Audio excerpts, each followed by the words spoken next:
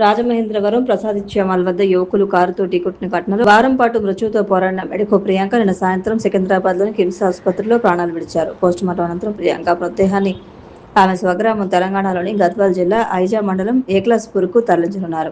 ప్రియాంక కన్నుమూయడం పట్ల ముఖ్యమంత్రి చంద్రబాబు నాయుడు విచారం వ్యక్తం చేశారు.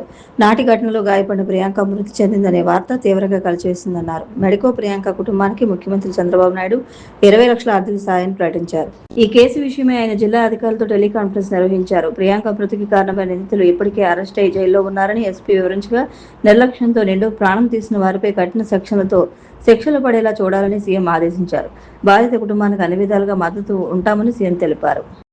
వైద్య విద్యార్థిని ప్రియాంక మృతి పట్ల ఏపీ పర్యాటక, సాంస్కృతిక, సినిమాటోగ్రఫీ మంత్రి కందుల దుర్గేష్, నీటిపారుదల శాఖ మంత్రి నిమ్మల రామానాయుడు, రాజమహేంద్రవరం ఎంపీ దగ్గుబాటి పురంధరేశ్వరి విచారం వ్యక్తం చేశారు.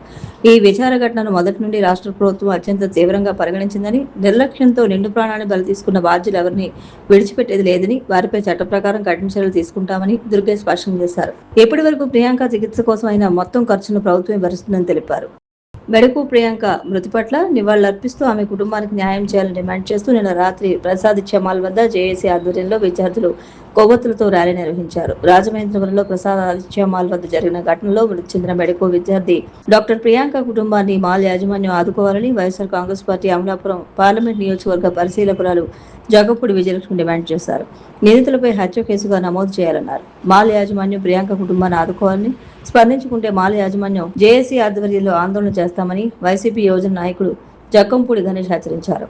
ఈ కార్యక్రమంలో రాజమహేంద్రవరం నాయకులు నందేపు శ్రీనివాస్, మాజీ కార్పొరేటర్ పోలు విజయలక్ష్మి, మహిళా నాయకురాలు సంకిస్ భవానీప్రియ, బీసీ మహిళా నాయకురాలు బర్ల సీతారత్నం, సరితారాణి, వైఎస్ఆర్సీపీ విద్యార్థి విభాగం రాష్ట్ర ఉపాధ్యక్షుడు నీలి ఆనంద్, తగరం సోము, ఏఎస్ఎఫ్ నాయకుడు విజయ్, పలువురు యువకులు, విద్యార్థులు, మహిళలు అధిక సంఖ్యలో పాల్గొన్నారు.